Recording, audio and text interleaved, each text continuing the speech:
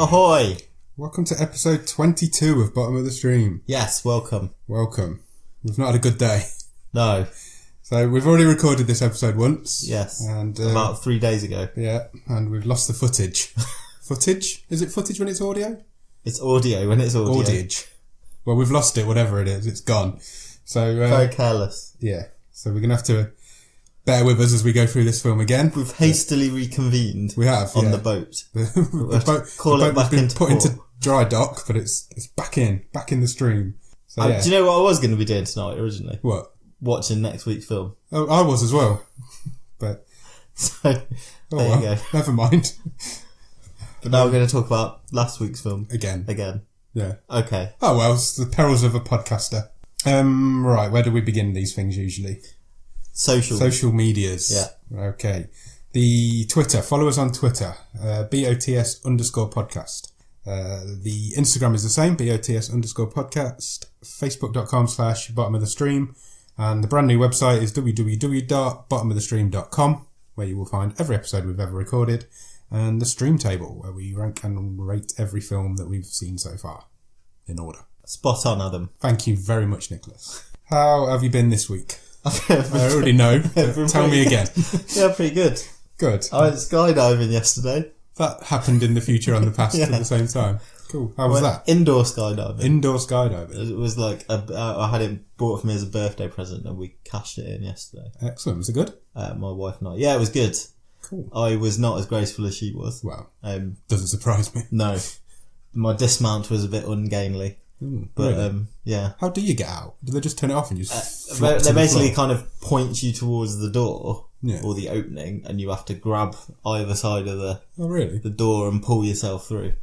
Interesting. And mounting is not very graceful either, because you kind of just have to put your hands up and then fall forwards. Wow. And a little weird. man kind of... A little man? Yeah. Well, it was very slight, and puts his arm around your stomach and pulls you into the tunnel, the fan. Sounds interesting. Yeah. I've got a video. Oh, I'll check that out.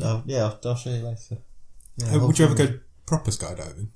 Yeah, I would actually. Oh, not a chance. No? No, not for me. They were saying that the average skydive is only like 45 seconds. Really? Yeah. That's even scarier. Really? Yeah. It was 45 seconds. Just shut your eyes if it's that bad. Nah, not for me. Okay. Not interested. Have you had a chance to watch anything at the top of the stream this week? Not really. I've been quite pretty busy this week. Yeah. I have kind of had one eye on The Crown, which my wife's been watching. Right. And so I've missed a few because I've been away and a bit. But that was quite impressive from what I've seen. That's a very properly acted show. Proper show. Matt Smith seems really good. Yeah. He's usually pretty good. He was a good Doctor Who. Philip. It's weird because he looks nothing like him, yet at times he looks exactly like him, with like his mannerisms and stuff like that. That's the sign of a good character actor, I suppose. That's what acting's all about. Yeah, that's what they're there for. That's what they're doing. I tell you what I have been excited about though. What's that? More Netflix news is the fact that Kevin Smith has been commissioned to do a He-Man That is series. Exciting. Yeah, I heard that. It's going to be a direct sequel to where the last series finished. Wherever that finished. Not a clue. But I did used to watch it when I used to have all the action figures. Me too. I had so many He-Man figures. I think I really liked it because he was called Prince Adam. Right. And that's me. I like that. You look a bit like him. I haven't got the bangs. But I'll take that. I've not got the muscles either. Yeah, that is going to be good. Yeah, I've got a big sword though. Kevin Smith's always good. I'm going to glance over that as if it never happened. Okay, fine. Yeah, so that should be interesting. Yeah, definitely. 80s nostalgia. Yeah, what can go wrong? Definitely. Do you like the He-Man movie? I haven't seen that in a very long time. I barely remember it. It's odd. Yeah. Most of those cartoon remake films are odd, aren't they? Very young Courtney Cox is in it. Oh, really? Yeah. Interesting. She's like the lady in peril. Yeah. Cool. Anyway. I haven't really watched anything this week because I fell into a VR rabbit hole last Wednesday and I've not got out of it. Okay. So, I'm not really a big gamer. Right. But I do like VR gaming. Yeah. As you know. Yeah. Got a good setup. Yeah, the streamboat doubles as a VR space. I think they call them spaces. But No Man's Sky came out last Wednesday, I think I'm going to say. And I've done over 24 hours in a week. You've not slept since? Not really. I feel like I should sleep in VR.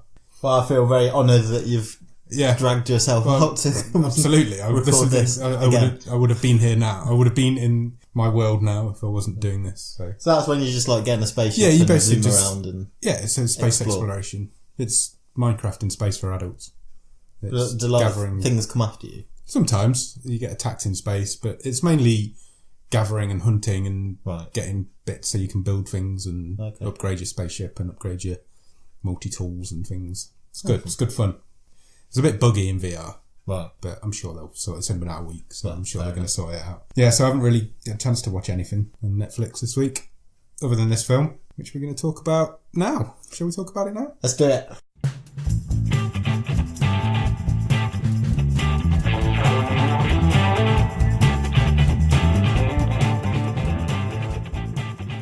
Okay, so this film we are talking about this week is on Netflix. It's called Ghost Team Unrated. Everywhere else it's just called Ghost Team, but for some reason Netflix have called it Ghost Team Unrated. We've got the uncut, the director's cut. Although it is a 15, right? So it is rated. It's from 2016. Liars. As I said, it's a 15. It's on for an hour and 24 minutes. Currently, it's rated at 4.6 out of 10 on IMDb. Okay, so that's it. It stars John Heder. I would say Heder. We're going with Heder. As Lewis, David Krumholtz as Stan, Justin Long as Ross, and there's a couple of ladies in it. Amy Sedaris is in it. Yeah. As Victoria, and I can't remember the other lady's name. The lady who plays Ellie is Melanie Diaz. Awesome. Thank you. Not a problem. A decent cast. Amy Sedaris is always good. There's people in this film that I like, and I like their previous work. Yeah. John Heder, most famous for Napoleon Dynamite. He is indeed, which is an amazing film. Incredible. So rewatchable. Yeah. Is it on Netflix? No. Darn it. He's great. As we've said before, I don't really do comedies, but if I had to pick a favourite comedy, it would be Napoleon Dynamite. It'd be right up there for me. It's so good. It's awesome. And I like David Krumholtz as well. When he was really young, he was in the Santa Claus. All right. And then what I know him most from is again something else that I've watched a fair bit with my missus over the years. There was an American police procedural called Numbers. Right. So he's like a maths genius, and his brother's a cop, and together they solve crimes. And sometimes their dad helps as well. Is it comedy? No, it's got comedic elements to it. I just thought he was quite funny. I didn't. Yeah. Cool. Yeah. It's directed by a guy called Oliver Irving, who is a British guy, and this is only his second film. Right. And it's 8 years since his previous film. Wow. And there's nothing in his IMDb between. So if he spent 8 years working on this, there's no way it can be bad, right? Yeah. Yeah. Sure. So his first film was 8 years ago, 2008, or 8 years before this film. It starred Robert Pattinson, and this film came 8 years later, and there's nothing in between on his IMDb. Wow. And they're the only two things. So, don't know. And he wrote this one as well, didn't he? Yeah, he did, yeah. And maybe he's been in prison or something, I don't know. Who knows? Can't say that. I've just said it. I'm sure he hasn't. But anyway, so what is the premise of Ghost Team Unrated? Okay, so the basic premise is that you've got your lead character, Lewis, who is played by John Heder, and his favourite programme is a reality TV show called Ghost Getters. Yeah. So imagine sort of Dog the Bounty Hunter crossed with Most Haunted. Yeah. That seems to be what it is. And they are looking for a new presenter / team member to join them, and they've set up a competition. Yeah. And he is trying to audition for this spot on this TV show. Yeah. That's where we are. So basically he assembles a team of Ghostbusters.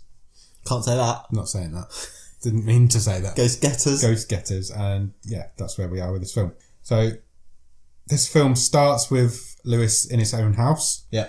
He's got a handheld camera which he's pointing up his own nose. Yeah. As he walks around in the dark. First nod to the Blair Witch, of which there's a couple in this film. Very much so. It's there is a few Blair Witch Project nods, but that's definitely the very first scene is definitely one. What's your thoughts on the Blair Witch Project? I've not seen it for a very long time. Nor me. But I've seen it a few times. I rate it really highly. I do as well. I think it's really creepy. It gets a lot of stick nowadays, but I think it's brilliant. It got quite a big backlash not long after it came out because it was promoted. This is the scariest thing. People were walking out. It was promoted as real as well, wasn't it? Yeah. It was like, this is real found footage. It was like the first found footage film. I remember the ending being chilling. Yeah, terrifying. Yeah, definitely. Yeah. No, I rate it quite highly. It spawned a whole genre, didn't it? If without the Blair Witch Project, you wouldn't have things like Paranormal Activity and that sort of these found footage horrors. Yeah. Even things like Cloverfield. No, that's good. Cool. They're all the same sort of thing, aren't they? But they all spawned from the Blair Witch Project. It's a good film. If you've not seen it, go and watch it. If you want. So he's filming around his house and he hears a noise. Yeah, so, I mean, it can't be that easy, can it? No. He's looking for a ghost and he's found a ghost in his own house. Yeah. Where he's lived for presumably quite a long time. It looks like it. He's quite lived in his house, isn't it? So he walks into a back room. Yeah, I think so. And spots his mate hanging out of the window. So this is Stan, played by David Krumholtz, who's got a bit fat. I don't know him. So you haven't got a frame of reference? No, I haven't got a frame of reference. But he is a portly Maybe it's for the role, I don't know. Certainly he put on a bit of weight since the last couple of things I'd seen him in. Okay. He's stuck in the window. Yeah, trying to get in. So he's like Winnie the Pooh, stuck in the rabbit hole, isn't he? Yeah, a little bit. So he can't get in or out. He can't get in or out. He's trying to get in because he's been living in his car since his fiance stood him up on his wedding day. Well, yes. We find out later on. Yeah. But so, yeah. Well, yeah. So what happens is that Lewis sort of eventually gets him in through the window. Yeah. And it soon turns out that Stan is not in a good place. No, he's pretty down on his luck. And as you say, because his fiancée ditched him at the altar. But that's not what Stan thinks, is it? No. Because he's a conspiracy theorist. Theorist? Theorizer?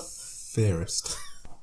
And he thinks that his fiancée was abducted by aliens on their wedding day. Yeah, because that's the only excuse of why she would run away, why she would not turn up at his wedding. Correct. Not that he's got portly in the last couple of years. Maybe no. And these guys, it's immediately obvious these guys are portrayed as a couple of losers. Yeah. So then we get a montage, don't we? Yeah. I was actually not bad. No, it wasn't. It was really well directed. It was a good little... It's probably the high point. Directing. Early on, it's the high point. It's a boring life montage. So it's like, go to work every day, go to the pub after work every day, watch Ghost Getters, and then go to bed. Yeah. Repeat. So it's following Lewis, isn't it? Yeah. Doing this every day, and then every evening he ends up on the couch. With Stan. Eating and smoking, watching Ghost Getters. Yeah. But it's well made. There's loads of little fast cuts and choppy cuts in it. It's nice. It's nice. We've seen a lot of montages. How often it's used as a device? Nearly every film we see. Almost every film. There's a montage in it, and that's one of the better ones. And a couple of times in there, you see a girl, as Lewis is locking up the copy shop, because that's where he works. Yeah. She's locking up the nail bar next door. Yes. And then we cut back to the copy shop in the middle. Copy shop, not coffee shop. He's not a barrister. Or a barrister. And an old man comes in. Yeah. So far, all we've seen Lewis copy is lost dog signs. Yes. This time, this old man comes in and he wants a no trespassing sign. Yeah. Copied and made up. It turns out he owns an old barn. Yes. Out in the middle of the sticks somewhere. And he wants some no trespassing signs made for it because, for a few reasons, he doesn't want kids there standing on nails and he doesn't want any lawsuits. He thinks it might be haunted. Joe glosses over that quite quickly, but that perks Lewis's ears up a little bit. Yeah. Because he's a ghost man. Yeah. So he's still looking to audition for Ghost Getters. Yeah. And he obviously thinks, wow, this place could be haunted. That's where we're going to go. Yes. But he has to convince some people to go with him. Yeah, he wants to assemble some of his friends to see if they can join him on his quest. So obviously Stan is the first port of call. Yeah. And he pretty easily comes round. Yeah. Because he's not really got anything else to do. But they quickly realise, Lewis and Stan, that they're going to need some equipment to go on their ghost hunt. So things like thermal cameras, infrared cameras. Yeah, all sorts of... What they called EPK machines? EPF. I think they're EPK, EMF. No, that was a band. That's ELO. I know. EMF were unbelievable. Okay. But ELO It is electromagnetic field detector. Right. So it's EMF. But basically, they're things that Egon waved around. In Ghostbusters, they're EMP. Right. I think. I thought they were EPK. What's that? What's electronic pulse computer with a K? Maybe. It's definitely EMF in this one because it's electromagnetic field detectors. But anyway, they need some tech. They do need some tech. Unfortunately, Lewis has a cousin. Nephew. Pretty sure it's cousin. I've written nephew. Have you written cousin? No, I just remember him saying cousin. Oh, okay. Okay. We'll see. Right, okay. We'll let you know next week what he was. Who's called Zach. Yes. And he works at like a Curry's, like an electrical goods store. Yeah. He's supposed to be this genius guy who's gone through all these engineering courses at college, and he was the family genius. Yeah. And now he works in an electronic goods store. They take the list to him. So Zach is played by Paul Downs. Okay. He was quite good in this. Yeah. So they take him the list, and he agrees to go get the equipment, and he also agrees to go with them. Yes. Eventually. I think more because he's worried about the equipment getting broken, not because he particularly wants to go. Yeah. But he tells them they have to go to the store in the middle of the night. Yeah, to come back in the middle of the night to borrow, in inverted commas, the equipment. So they go at 4 o'clock in the morning. They go to the store, and they're in the middle of getting all this equipment together, and they get caught by a security guard. Genuinely, the only time in the film I jumped was when the security guard comes out of nowhere, shone his torch on them and shouted at them. Yeah. So the security guard is Ross, and he's played by Justin Long. Yeah. And he's absolutely the highlight of this film. Yeah, Justin Long's probably the most recognisable face in this movie. Apart from John Heder. Arguably, Justin Long's been in more stuff. Probably, but John Hedder's more famous. Agree to disagree.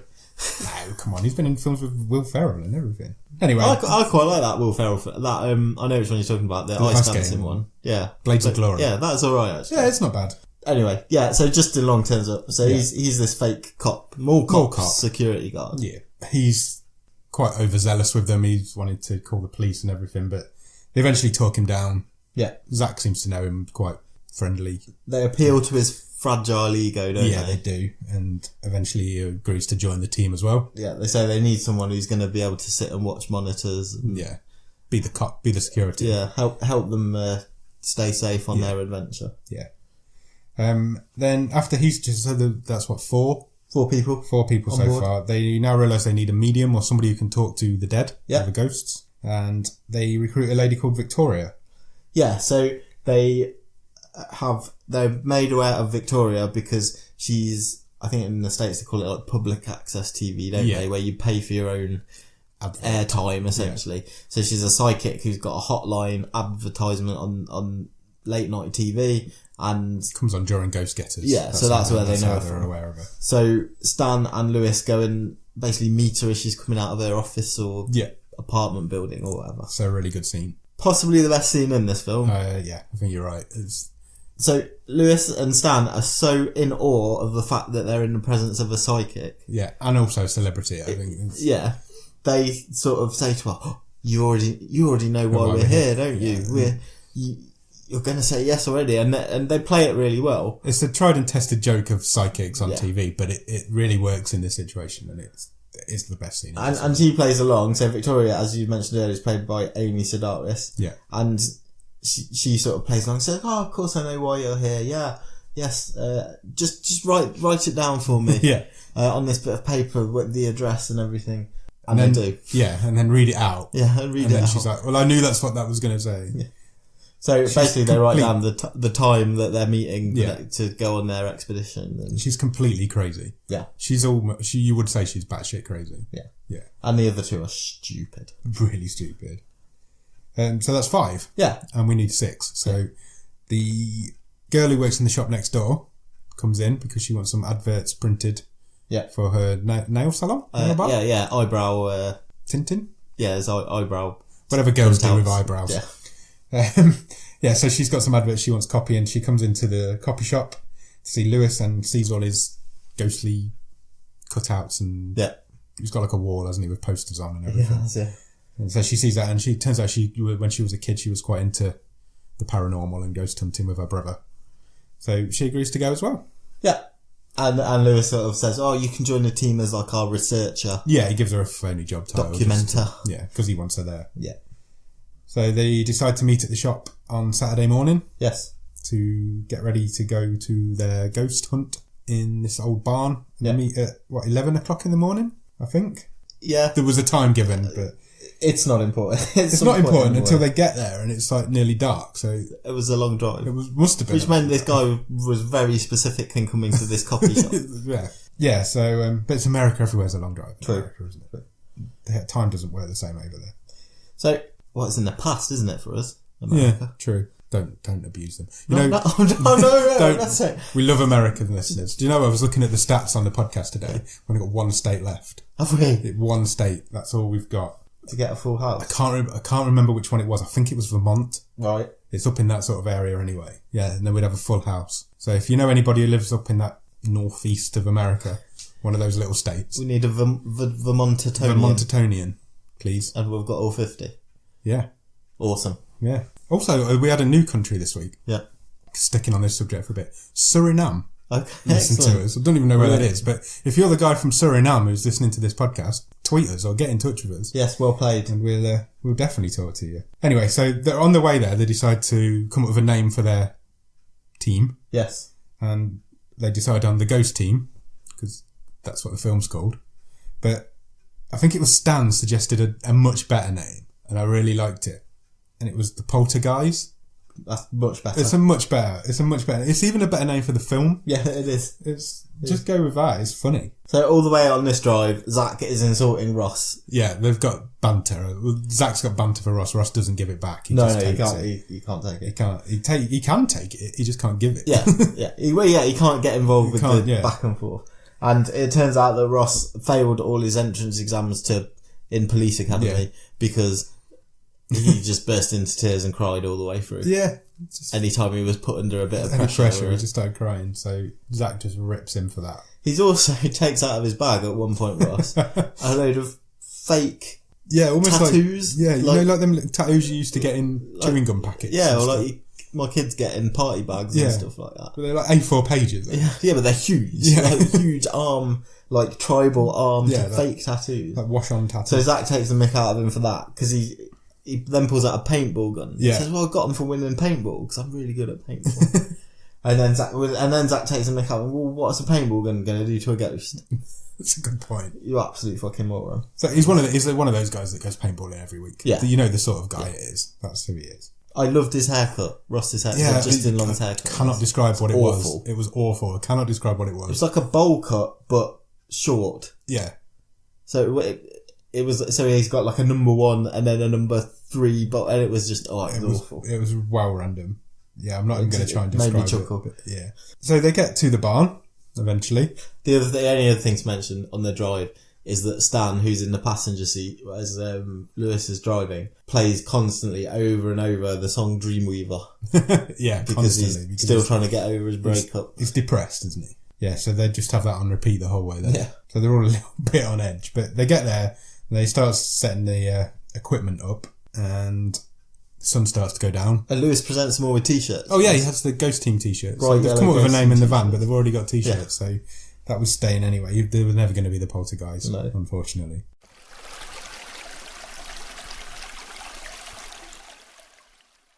Yeah, so the sun goes down and it all starts. Yeah, so the first they split up to set up all the equipment, like you say. Yeah. So they find a shack, and that's where they put all their monitors, and they're going to sort of run this operation from. And the worst joke in this whole film is now, and it's made, I think, 5 or 6, 7 times. Far too many So times. they call it the Comms Shack. Yeah. And Zach refuses to call it that, and he calls it the Cum Shack all the way. Because that's really funny. Yeah, absolutely hilarious. Yeah. It is repeated too many times to be comfortable. It's bad. Yeah, it's bad. So as they're sort of, they've set up all this equipment, so they split into twos to start investigating, basically, don't they? And the first pair, one of the first pairs is Lewis and Ellie, obviously, because he's interested in her. And they are looking through one of the barns, and they quickly find evidence that someone else is there, don't they? They find a sleeping bag. Yeah. and a sort of lamp. Yeah, it's like a camp. Somebody's living in the barn. Or it appears like somebody's living in the barn. But that's sort of all they find on their first recce, I guess. Yeah, so they decide to change teams and locations every hour, don't they? Yeah. So they're split into twos, and every hour they're going to change who they're with. Yeah. Is this where they do the Ouija board? Yeah, so that's the next time they all get together. Yeah, so they all get back together. Victoria leads them on a Ouija board. Yeah, she sets up a Ouija board. And they're in the middle of... Nothing really comes out of the Ouija board, I don't think. No, Zach just abuses Ross a bit more. Yeah. That's it. Yeah. But then they all hear a noise behind them. Yeah. And that makes them all jump. And then they split up again. Yeah. So this time, here is my other, probably second worst bit. I hated this bit in this film. It was going to the absolute lowest common denominator. Yeah.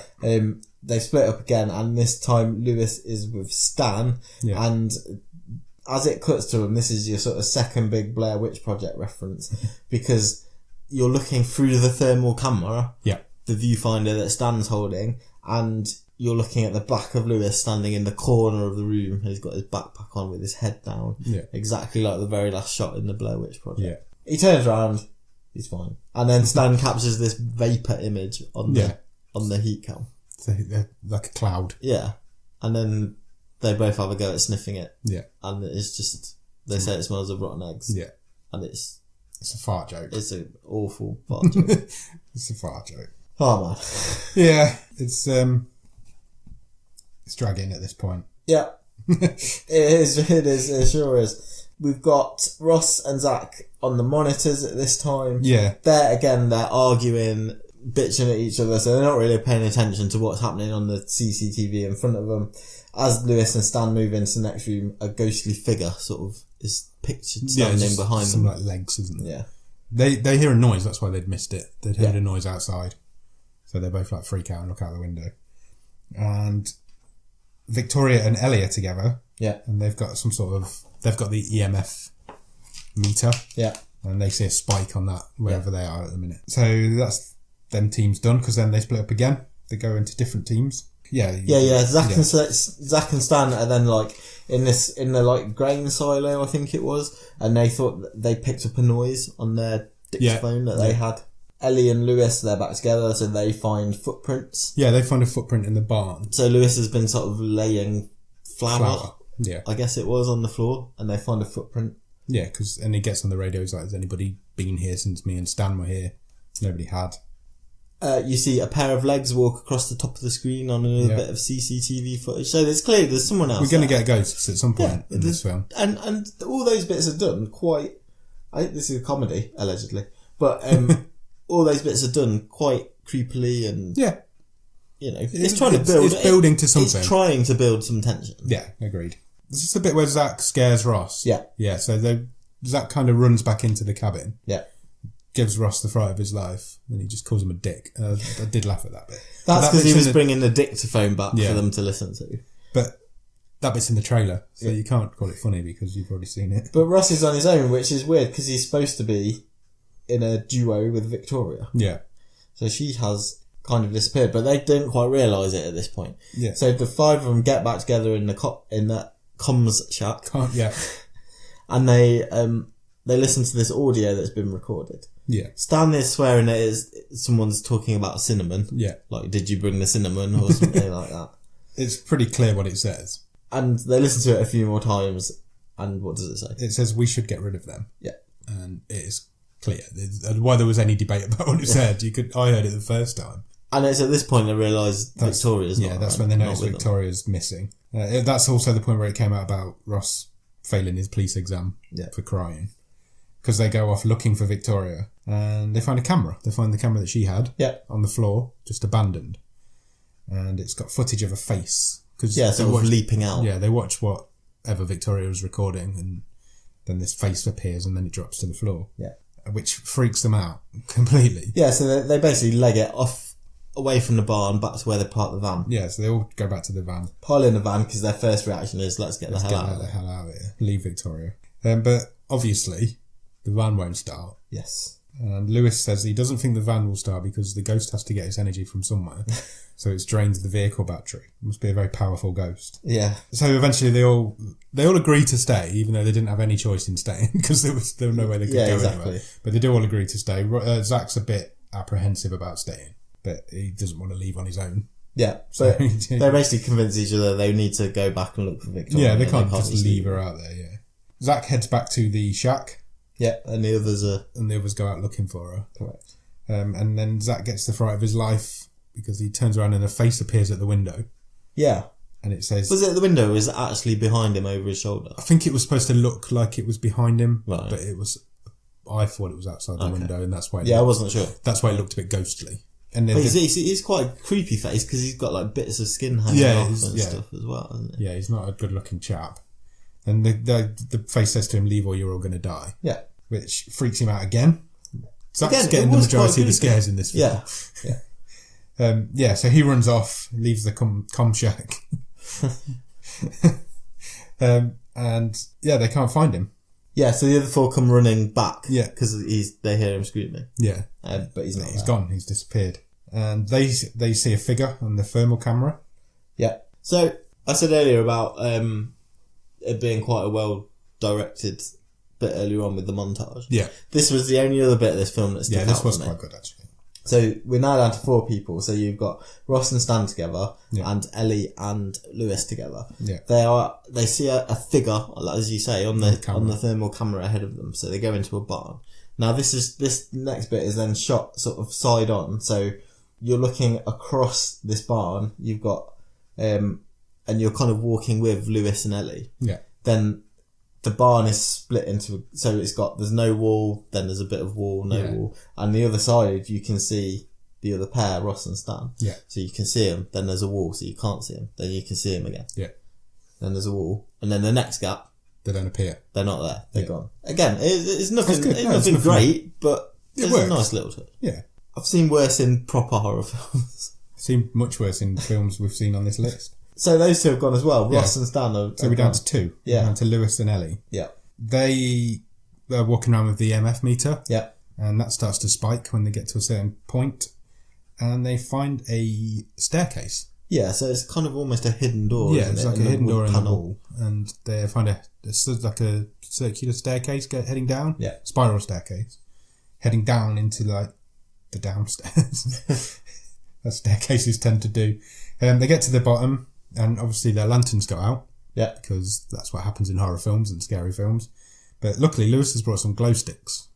Yeah. Because you have to have green lights in a horror film. Just in case you're going to have a rave. Yeah, you never know when you're going to bump into it. They're big old glow sticks. You knock somebody out with one. But yeah, so he cracks open these glow sticks and everything gets a green tinge to it. So you think, this is it. We're going to find out what's going on. And then we find out what's going on. There's no ghosts in this film. There's no ghosts in this film. Because it turns out they've stumbled upon a meth lab. Yeah, and that's what's going on. And it's being manned by some skanky, creepy meth addicts. Meth heads. Yeah, so they freak out a little bit. They run away. They've managed to find the generators, don't they? Yeah, so, Lewis and Ellie managed to retreat unnoticed. Yeah. And we get a bit of a scene where the other 4 are getting interrogated by the dealers. They've got a couple of big guys, a couple of heavies, yeah. But in the meantime, Ellie and Lewis find, as you say, the generators for the lab. Yeah. And they do whatever they need to do to make them stop working. Just turn them off. Lights out. Yeah. So all the lights go out in the lab, which causes a bit of chaos. Lewis ends up back down there. He nails the guy with a chair. Well, they're kind of making ghost noises as well, aren't they? Yeah, they're trying to freak them out a bit. He nails him with a chair because he's wearing the night vision helmet. Yeah. Which they created themselves because they couldn't get any night vision goggles. They got 2 camcorders with night vision settings and strapped them to a baseball helmet. So he's wearing that, which must weigh a ton, and nails this guy with a chair and knocks him out. And then you get a bit of a twist. Yeah. So who is running the meth lab? The man who's running the meth lab is the little old man from the copy shop who came in for the signs. Yeah. It's his meth lab. Old man Crothers. So he decides they should die. He's got to kill them all. Yeah. And just as they're about to get killed, Ross goes all badass. Yeah. Stan sort of accidentally stabs one of the heavies. Yeah. This is all happening at the same time. It's still chaotic in the dark, and the glow sticks are still there. And Ross starts going all Jackie Chan on us, martial arty, but in like really slow motion. Yeah. It's like when you first learn how to do it. But he actually manages to beat them all up. Yeah, somehow takes them all down. Look rather than just yeah. So the others jump in and help him as well, and they get away. Well, but the lab sort of goes on fire, doesn't it? Somehow the lab goes on fire. Because it just does in this sort of film. Yeah. There's all sorts of Bunsen burners and things going on. You never know what's going to go on fire. So how do they escape? Remember that bit? Yeah, because the old man locks the door to the lab as they go out, and it's got a PIN code, and they need their tech guy. And the tech guy is obviously Zach, because he's got all these engineering degrees. Yeah. But turns out he hasn't. He's an absolute loser who still lives with his mum and doesn't know anything about tech, but he just makes out that he does. But he still has to try and crack this PIN code, so he just starts pulling wires and just electrocutes himself over and over again until eventually the door opens. Yeah. So that was all right. It was quite fun. The old man has taken Victoria, the psychic, hostage. Yeah. And they sort of get outside and they're faced with him sort of holding her, threatening he's going to kill her. Yeah. And then she manages to get out of it, doesn't she? Yeah, she does. So using some of her fake psychic verbiage, really. Yeah. What does she say to him? She says, "Your father says he loves you." Yeah. Which is a trigger for any old person, I would have thought. It's just one of those things that psychics say. So he's sort of distracted. Yeah. And is it Ross who shoots him? Or is it Lewis? Lewis shoots him, but that's after Ross has shot all the other guys. Yeah, so we cut back before that to Ross and... No, is it Ross? Yeah, Ross and Zach who are together, and they're all the meth heads are coming after them. Yeah. So Ross goes balls out with his paintball gun. Yeah. And he starts taking them all out one by one. And they go down as if they're dead. Yeah. But then at the end of the scene, they're all just crawling around on the floor with bruises and ow, that hurt. Have you ever been paintballing? No. I'm not that kind of guy. I'm not a Ross kind of guy. I've been a few times. It's good fun. The ones you got to watch out for, the ones that don't burst. Yeah, I've heard that. Because they just bounce off you and they hurt like a motherfucker. It's like being actual shot. Yeah. You ever been actual shot? No. Only by paintball. Yeah, so then that's when they end up on a boat. The old man's got a boat from somewhere. Yeah, they just congregate outside, don't they, basically? Yeah. He's got Victoria hostage. Yeah, Victoria says, "Your father still loves you." He breaks down a little bit. Lewis shoots him with the paintball gun. And he starts choking. Yeah. Now, I presume the paintball went down his mouth. Yeah, I think so. I think it did. So. He starts choking, so Lewis has to give him the Heimlich manoeuvre. Yeah. Which he does. He does that and the whole lab explodes behind him. All of a sudden the whole barn just goes up in the huge explosion. And that's kind of where we are. Zach tells Ross that he's a bit of a badass. Yeah, they have a bit of a friend. They have a bit of a friend moment, and Ross starts crying. Then it cuts to the next morning. Yeah, they're still on the farm. But the police have arrived. Yeah, all the cops show up. One of the cops tells Ross that he's a badass as well. Yeah. Which really makes his day. Again. Yeah, he starts crying again, but you can tell that's made his day. Stan has a bit of interaction with one of the cops as well. That is quite funny, actually. So he's sort of whispering to a police lady. Yeah. You know, you guys, you can stand down. Yeah. And she's like, what do you mean? It's like, my wife. Who's your wife? You know, she was abducted by aliens. I think you can call off the search. Yeah. She hasn't got a clue what he's going on about, and he thinks that the police have been out looking for his wife for all this time. Yeah. And they obviously haven't. So that's the old man gets arrested, and the team all get back together in their van and head home. Lewis is a bit disappointed that they didn't really find anything to get him onto Ghost Getters, so they agreed to try again next weekend. Yeah, so they all enjoyed it so much they're gonna do it again. They formed their own team anyway. Yeah. They don't need to be on Ghost Getters. And isn't that what this is all about, making friends? No, it's about trying to get on Ghost Getters. And that's it. They drive off into the sunset and they're all singing Dreamweaver. Yeah. And the end. Yeah. Thoughts? I'm going to try and put a positive spin on it. Really? A little bit. Okay, go on. It wasn't as bad as I expected. Well, I must admit, when it came out, I was like, wow, that looks bad. I cannot stress enough how low my expectations for this film were. They were right down there. Yeah. I thought this could be an all-timer. Yeah. And it wasn't quite that bad. It's garbage. But it is total garbage. It is 100% garbage. It's not funny. I think it might have got one slight chuckle out of me. Yeah, it's not funny. It's all right directing wise. It's not bad, but it isn't funny. It's called Ghost Team and there's no ghosts in it. That is the most disappointing thing for me because the twist with the meth lab thing was not done cutely. No, it wasn't handled well. Yeah, and it was over. When I realised I wasn't seeing any ghosts, yeah, it was disappointing. I was like, nah. I was disappointed. I was, and the whole meth lab sequence is done in 5-10 minutes. Yeah, and it's done and over. The guys go down really easily.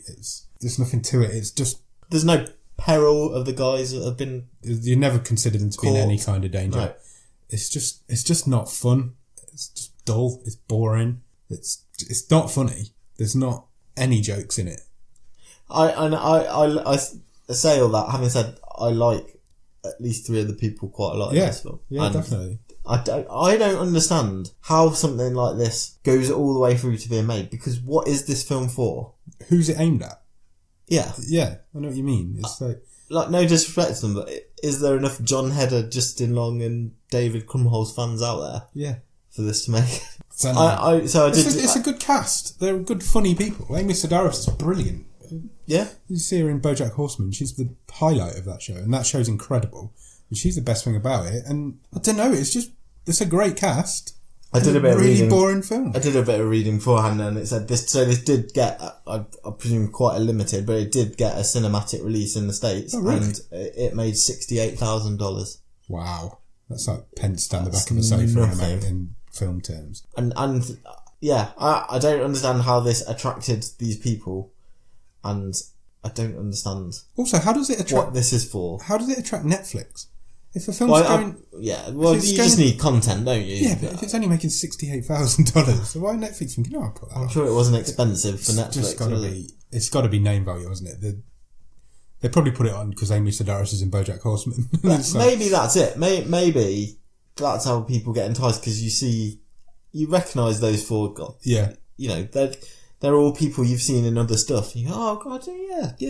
You know, Napoleon Dynamite, that was good. This might be alright. No, it's terrible. It's awful. It's not fun. It felt like a waste of my time. And it's only only on for 84 minutes. I say that having a lot more patience with dumb comedies than you do. So we went through a couple of weeks ago when we were talking about Wish Upon, how you've got a lot more patience for dumb horrors. Yeah. With comedies, I'm fine. I'm quite happy to sit there and if it's stupid, it's an easy watch. I'm not bothered. Sometimes that's what you want. You just want to throw something like that. Honestly, I would never have... But there was nothing in this. No. I would never have watched this anyway, even if it wasn't for the podcast. But, nah. It's just... Yeah. It's boring. See, similar again to Wish Upon, I might have put this on of a Friday or Saturday evening, especially if I'm sure there are people out there that will. It's got those names that will attract them in. And it's terrible. It's a real shame because you're going to waste an evening. Did you say the director was Oliver Irving? Oliver Irving, yeah. If this has taken him 8 years... I can't imagine he was working on this for 8 years. I don't know what he was doing in between. If anybody knows what he's doing in between these 2 films, let us know.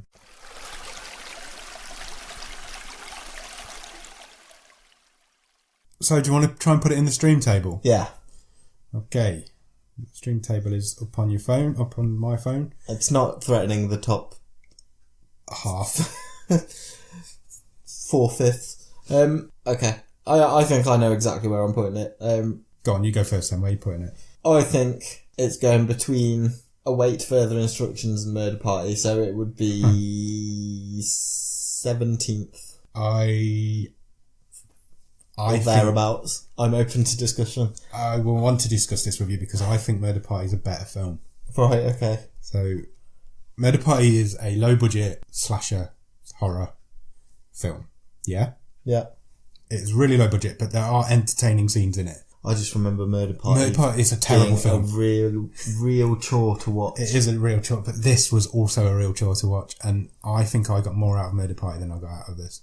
Sierra Burgess is a Loser is at the bottom. Yeah. Completely belongs there. Between Worlds and Hot Butter are horrendous films. Yeah. The Open House is also a terrible film. I think this film is slightly better than The Open House. But I do think Murder Party is better, and that's where I want to I tell you what then.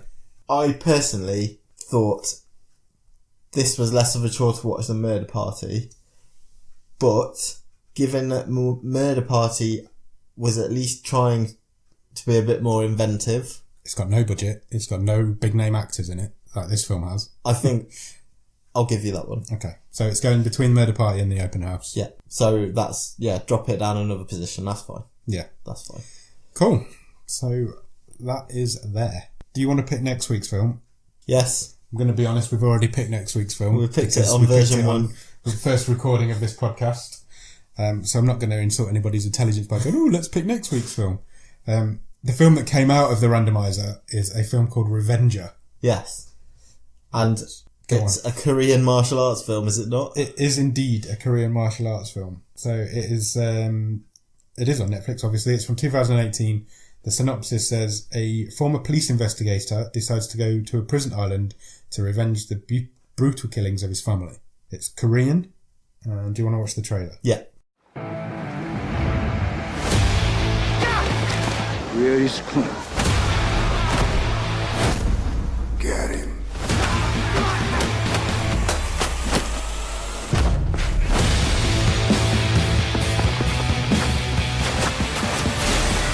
Why are you looking for Clint? Divide this world in blood, especially the blood of my wife and daughter. There's no reason to die. But there is a reason to kill.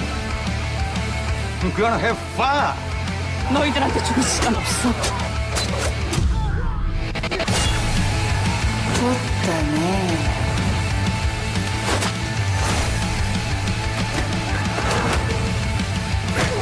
Now you die under the death penalty. Okay, that was the trailer. This is completely different to anything. I'm very remotely close. Very excited. It's going to be an interesting one. Yeah, it is completely different to anything we've seen before. First time we've been out east. Yeah, definitely. Not our first non-English language film. No, that is true. And the last one was very good. It's currently sitting second. So yeah.